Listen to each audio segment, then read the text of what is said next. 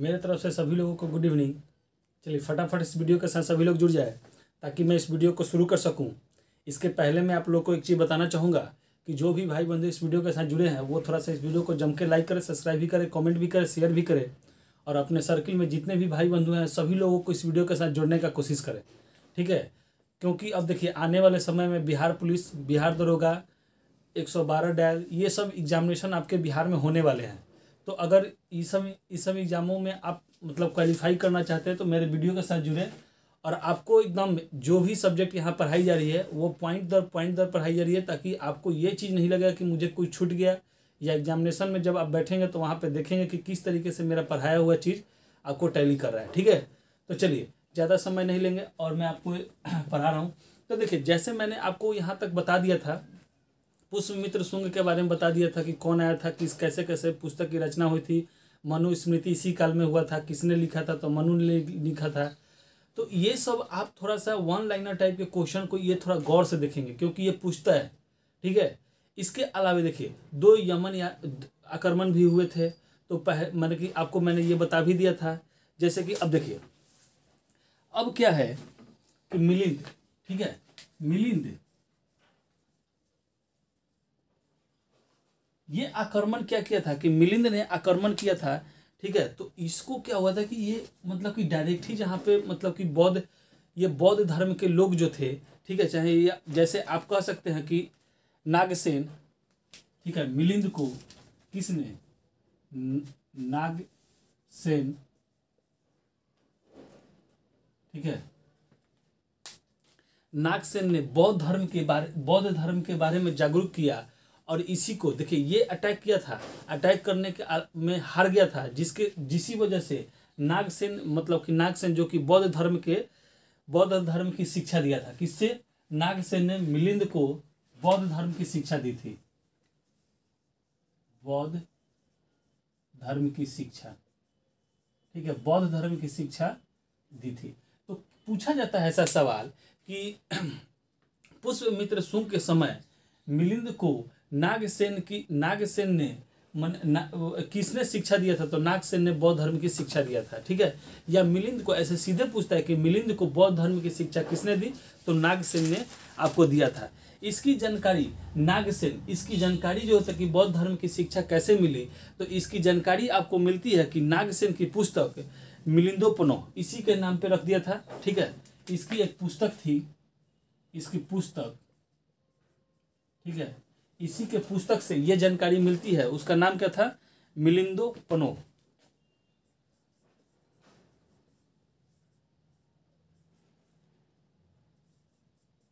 ठीक है, ये इसकी पुस्तक थी। इसी पुस्तक से उसकी क्या मिलती है, जानकारी आपको मिलती है, ठीक है। अब क्या था कि पुष्पमित्र शुंग का एक पुत्र था जिसका नाम था अग्निमित्र। क्या था? अग्निमित्र। तो जो अग्निमित्र था वह एक मतलब कि लड़की के चक्कर में वो पड़ गया था, ठीक है, जिसका नाम क्या था, एक मिनट,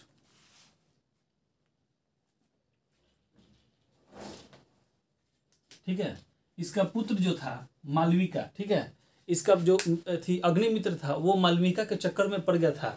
और उससे क्या करता था कि मालविका उस समय की बहुत ही सुंदर कन्या थी और पुष्पमित्र शुंग उस समय राजा था और उसी का पुत्र जो कि अग्निमित्र था, तो उससे उसका कनेक्शन भिड़ गया था, ठीक है। और वो क्या करता था कि उसे चोरी छिपे वो मिलता था, ठीक है। और इसी चीज़ को कालिदास ने क्या किया था कि देख लिया था और कालिदास ने लेके उन्हीं पे एक पुस्तक लिख डाली, ठीक है। तो क्या लिख दे? कालिदास की पुस्तक, ठीक है, कालिदास की पुस्तक का नाम क्या था? तो पुस्तक इन्हीं के नाम पे मालविका मणि मित्र,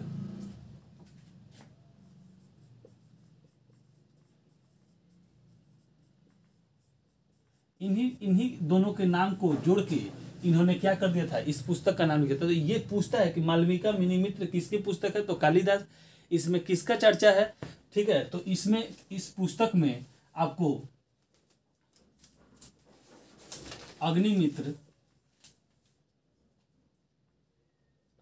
अग्निमित्र और मालविका के प्रेम की क्या है, चर्चा है। ठीक है, प्रेम की चर्चा है। ठीक है, इसी अब क्या था कि ये तो बेचारे अपने हो गए, तो इनका तो चक्कर खत्म हो गया। लेकिन पुष्यमित्र शुंग के समय ही, ठीक है, पुष्यमित्र शुंग के समय ही पतंजलि के सहयोग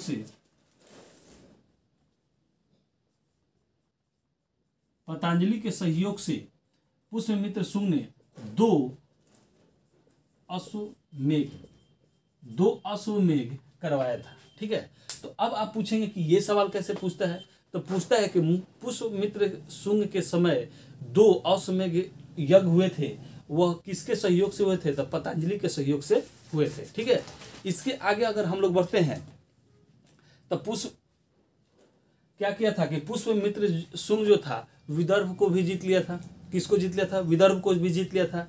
लेकिन अब इसी के समय में ये धीरे धीरे क्या हुआ था कि देखिए, इसका अग्निमित्र जो पुत्र था, अग्निमित्र पुत्र वो प्रेम प्रसंग में पड़ गया था। अब वो धीरे धीरे राजकाज से उसका क्या होता है, धीरे धीरे अलगाव होने लगा। लेकिन पुष्यमित्र शुंग, यही 2 राजाओं के बाद ये वंश ज्यादा चला नहीं था। तो लेकिन पुष्यमित्र शुंग के ही समय अपना शुंग वंश क्या होता, कमजोर होने लगा था। ठीक है, इसी बीच में क्या होता कि कलिंग नरेश खारवेल, ठीक है, कलिंग नरेश खारवेल, कौन, कलिंग नरेश खारवेल ने, देखिए याद कीजिए, चंद्रगुप्त मौर्य ने कलिंग को क्या, अशोक ने कलिंग को क्या किया था, जीत लिया था। ठीक है, अब वो कलिंग तो अभी तक इन्हीं लोग के क्षेत्र में था।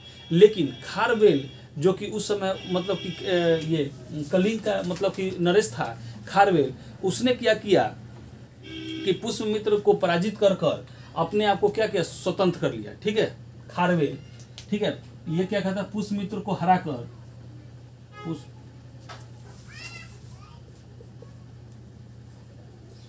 को हराकर क्या हुआ, स्वतंत्र हो गया।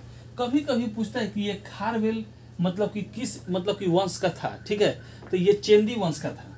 ठीक है, चेंदी वंश, आपको जानकारी होना चाहिए किसे, चेंदी वंश। ठीक है, तो आपको एक चीज आराम से देख ले, ये सवाल ऐसा पूछता है कि कलिंग जो था, ठीक है, मगध से मतलब कि कब अलग हो गया था, अपने आप को स्वतंत्र कर लिया था, तब पुष्यमित्र शुंग के समय ही ये क्या हुआ था, अलग हो गया था। यह है पुष्यमित्र शुंग। ठीक है, कभी कभी पूछता है कि जिस समय कलिंग मगध से अलग हुआ था, उस समय उस वहां का कौन सा वंश मतलब कि शासन कर रहा था, चेंदी वंश शासन आपका कर रहा था, इस वंश का। ठीक है, अब ये देखिए, अब इसमें थोड़ा सा आप आगे चलेंगे तो ये एक चीज और देखेंगे। ठीक है,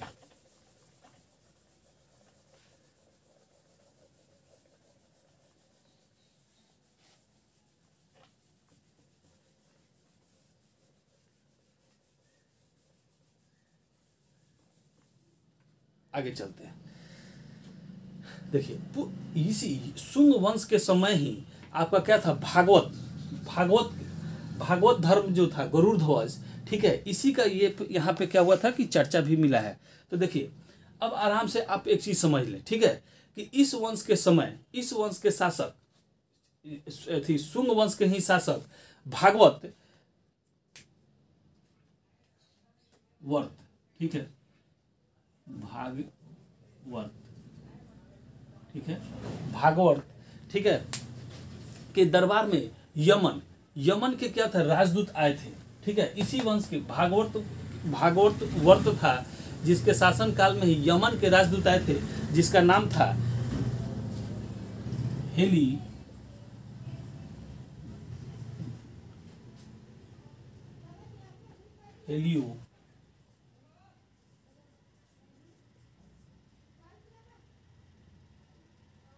हेलियोडोटस।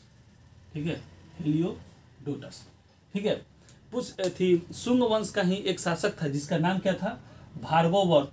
ठीक है, उसी के शासन काल में एक यमन राजदूत आया था, जिसका नाम था हेलियोडोटस।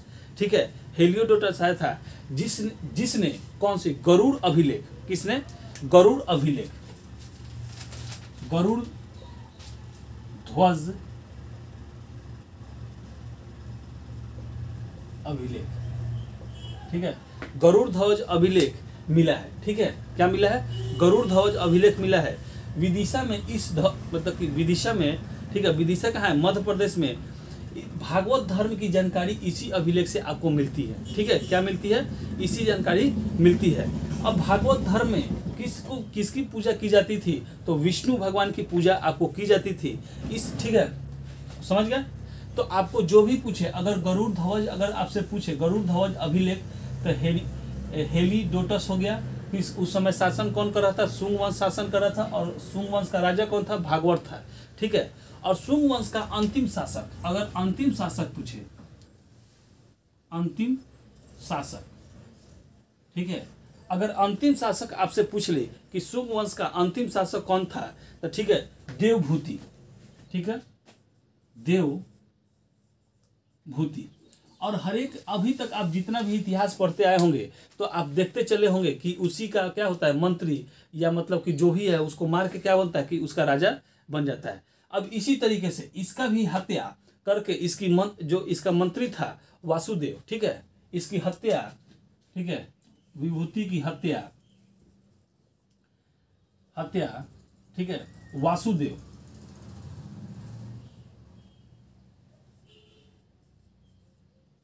वासुदेव जो कि इसका क्या था, मंत्री था,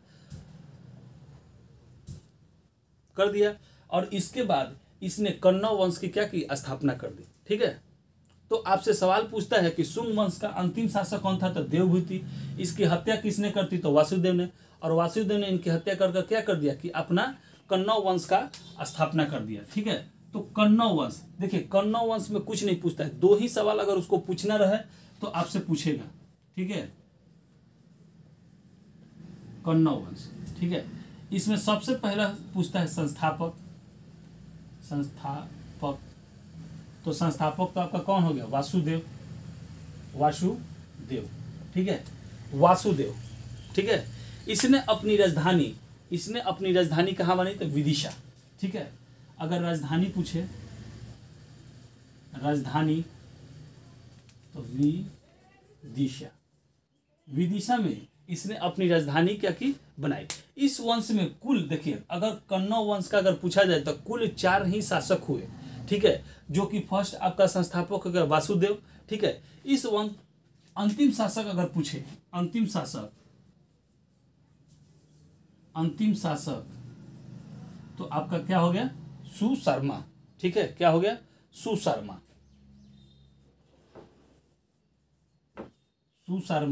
इसका अंतिम शासक हो गया, जिसकी हत्या करके सिमुक। अब देखिए इसका भी हत्या कौन कर रहा है? सिमुक। ठीक है, सिमुक हत्या, इसकी हत्या कौन कर रहा है?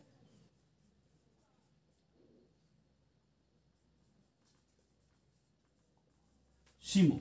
ठीक है, इसकी हत्या कौन कर रहा है? सिमुक। ठीक है, सिमुक ने इसकी हत्या कर और सतवाहन वंश क्या कर दिया? स्थापना कर दिया। ठीक है, समझ गए? तो अब देखिए सतवाहन, अब सबसे ज्यादा इंपॉर्टेंट ये चीज आपका यहां से हो जाता है। ठीक है, सतवाहन, क्योंकि सवाल जो भी होता है थोड़ा सा सतवाहन से पूछता है। ठीक है, जैसे कि शीशे की सिक्का चला था किस वंश के समय में। ठीक है, तो ये सब चीज होता है। तो आज आप सतवाहन भी हम आपको पढ़ा देते हैं। ठीक है, देखिए सातवाहन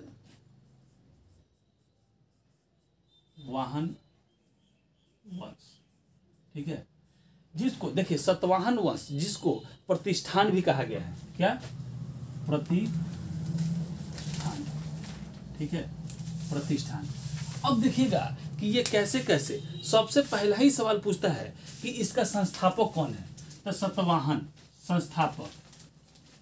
संस्थापक। ठीक है, तो आपका संस्थापक कौन हो गया? सिमुक।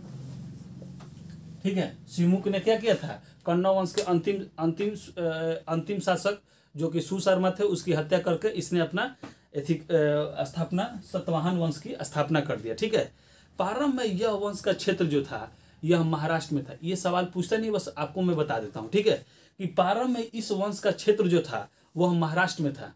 ठीक है, लेकिन महाराष्ट्र के आसपास में मतलब कि कुछ ऐसे वंशज थे, ठीक है, जो कि इसको परेशान कर रहे थे। ठीक है, शक थे।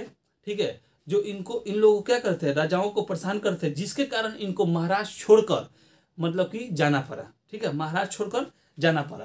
तो इस तरीके से अगर आप देखेंगे तो सतवाहन वंश को आंध्र प्रदेश, कहाँ चले गए? तो आंध्र प्रदेश में अपना चले गए। ठीक है, इनका क्षेत्रफल शुरू में कहाँ था, महाराष्ट्र के क्षेत्र में था।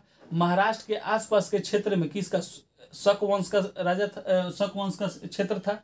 तो वो लोग इतना इन लोगों को परेशान कर रहे थे कि ये लोग यहाँ से कहाँ चले गए, महाराष्ट्र से सीधे आंध्र प्रदेश चले गए, जिसके कारण इन्हें, जिसी के कारण इन्हें मतलब कि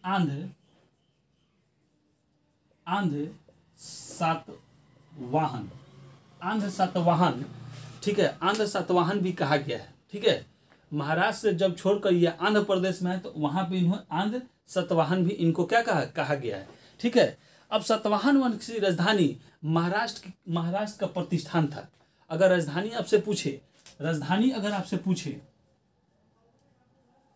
राजधानी आपसे पूछे तो कहाँ था, तो आपका प्रतिष्ठान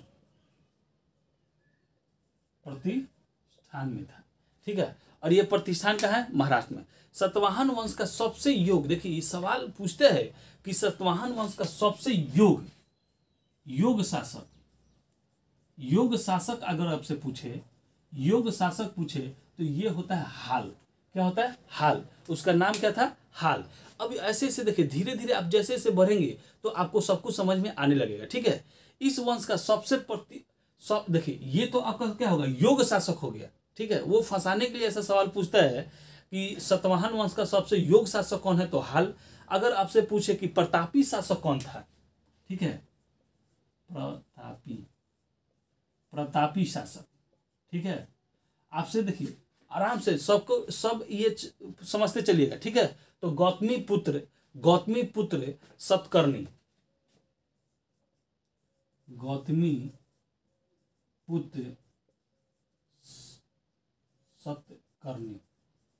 ठीक है, सतकर्णी क्या नाम था, तो प्रतापी शासक कौन था, गौतमी पुत्र सतकर्णी था। ठीक है, इसके समय नासिक के शक शासक, ठीक है, नपाहन ने इसको आक्रमण कर दिया। ठीक है, इसी के समय में, ठीक है, इसी के समय में कौन, शक शासक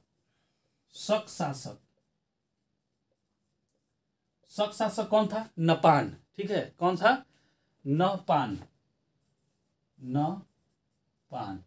ठीक है, नपान था। इसी ने क्या किया कि इस पे अटैक कर दिया। ठीक है, किंतु देखिए इसके बाद क्या हुआ कि गौतमी पुत्र सतकर्णी जो था, ठीक है, इसे पराजित कर दिया। शक शासक नपाह ने गौतमी पुत्र पर आक्रमण किया, लेकिन ये गौतमी पुत्र सतकर्णी जो था इसे क्या किया, पराजित कर दिया। ठीक है, इसकी जानकारी महाराष्ट्र की, ठीक है। अब देखिए जिससे एक और, ठीक है, अब देखिए आगे बढ़ते हैं, चलिए। तो इस वंश का अगला शासक, देखिए अब इस वंश का अगला शासक जो था, जैसे कि सतवाहन वंश के ये हम देख लिए, अगला शासक गौतमी पुत्र सतकर्णी के आगे, ठीक है, अगला शासक तो था विशिष्ट। ठीक है, अगला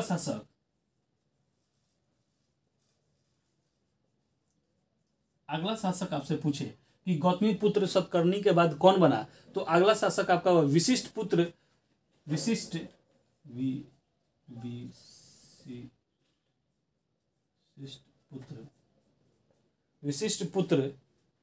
पुलमावी,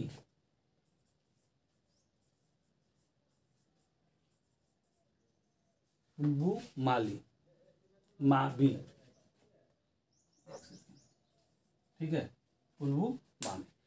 ठीक है, इसके समय पुनः उज्जैन जो था, उज्जैन के शक शासक ने आक्रमण कर दिया। ठीक है, फिर से इसके जैसे ये बना उसी समय शक शासक फिर से क्या किया, आक्रमण किया। इसके बाद शक शासक जो थे उसके नेतृत्व कौन कर रहा था, तो रुद्रदामन।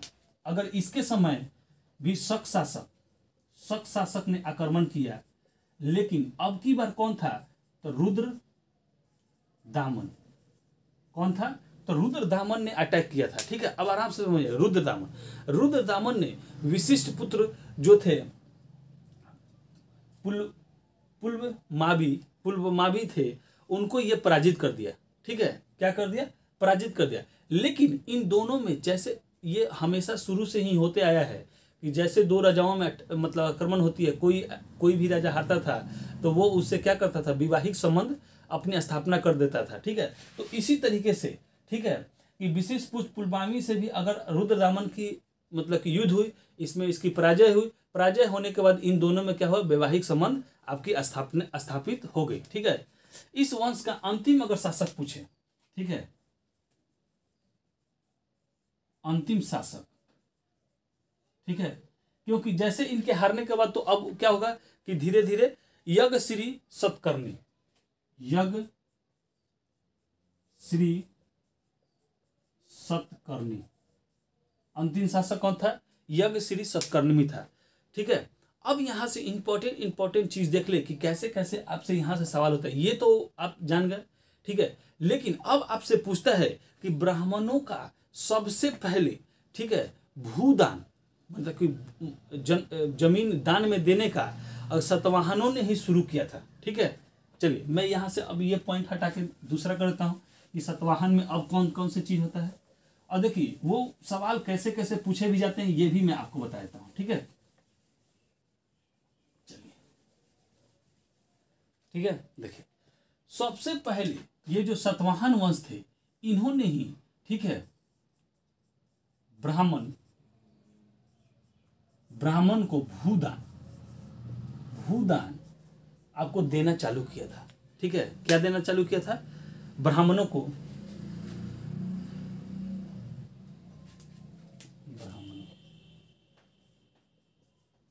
को क्या भूदान देना चालू किया था, ठीक है।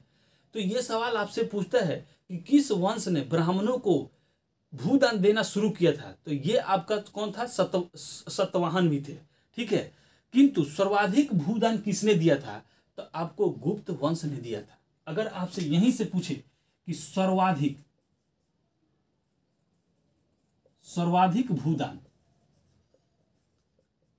तो आपका कौन सा हो जाएगा? गुप्त वंश, ठीक है।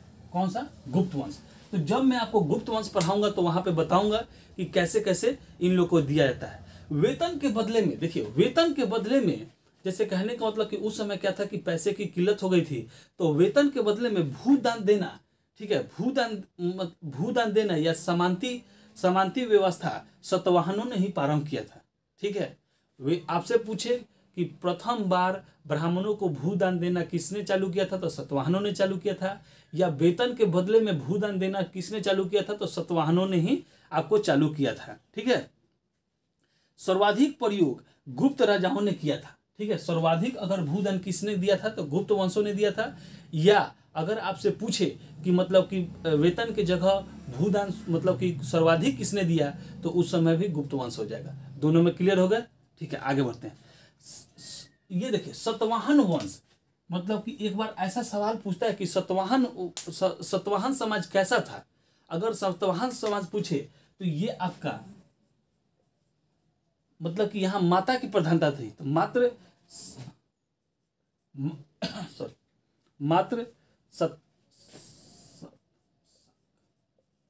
ठीक है, यानी कि समाज कैसा था? तो आपका माता की प्रधानता थी। यहां पे क्या थी? माता की प्रधानता थी। अच्छा, यहां पे माता की प्रधानता थी, ठीक है समाज। तो ये सवाल आपसे पूछता है कि किस, अभी तक देखिए राजा भले ही पुरुष बनता था, लेकिन प्रधानता किसकी थी? तो माता की थी, ठीक है।